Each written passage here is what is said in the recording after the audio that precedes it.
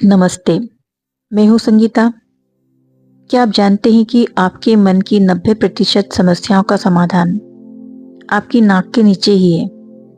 जी हाँ, मैं आपकी सांसों ब्रीदिंग की बात कर रही हूँ। अक्सर लोगों को कहते हुए सुना है, ध्यान नहीं लगता, मन शांत नहीं होता। मैं कहती हूँ, हजारों तकनीकें मत सीखिए, बस अपनी सांसों का कोर प्रिंसिपल समझ लीजिए। आज मैं आपको वो 4 स्टेप्स बताऊंगी जिससे आपकी लाइफ अलाइन हो जाएगी। अभी हमारी ब्रीदिंग कैसी है? बहुत तेज और उथली है, शैलो एंड फास्ट। ऐसी सांस कभी आपके फेफड़ों को पूरा नहीं भर सकती। आपको बस एक छोटा सा क्रम याद रखना है। स्लो, धीमी। पहले सांस को धीमा करें। लॉन्ग, लंबी। जैसे ही सांस धीमी होगी उसकी लंबाई बढ़ेगी। डीप, गहरी। लंबी सांस अपने आप गहरी होकर आपके डायफ्राम तक पहुंचेगी। सेटल, सूक्ष्म। और यही वो सेटल ब्रीदिंग है जो आपको ध्यान की गहराई में ले जाएगी। यहाँ एक जरूरी बात, बाहरी दुनिया में काम करने के लिए एक्शन चाहिए, लेकिन अंदर की दुनिया के लिए अक्रिया, एफोर्टलेसनेस चाहिए। शास्त्रों में कहा गया है, चले वाते चले चित्तम, यानी जैसे मन चलेगा वैसे ही प्राण चलेंगे। आपको अपनी सांसों के साथ कुश्ती नहीं लड़नी है। फोर्स मत कीजिए, सिर्फ इंटेंशन यानी इरादा रखिए कि मुझे सांसों को धीमा करना है। जब आप जोर लगाते हैं तो आप गलत दिशा में जा रहे होते हैं।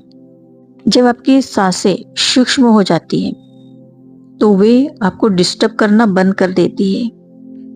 सांस चल रही है, शरीर हील हो रहा है, लेकिन आपको पता भी नहीं चल रहा है। यही तो असली मेडिटेशन है। ध्यान को हमने बहुत कठिन बना दिया है, जबकि ये बहुत ही सहज है।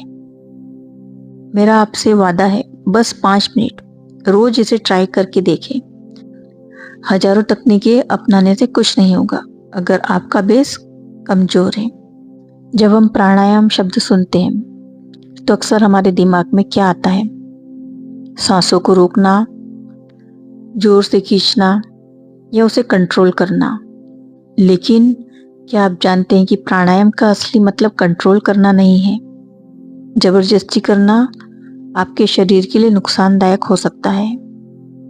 अक्सर हम योग करते समय अपनी सांसों पर बहुत जोर डालते हैं, लेकिन हकीकत यह है कि जब आप सांसों को फोर्स करते हो तो आपका नर्वस सिस्टम उत्तेजित हो जाता है और शरीर में तनाव पैदा हो जाता है।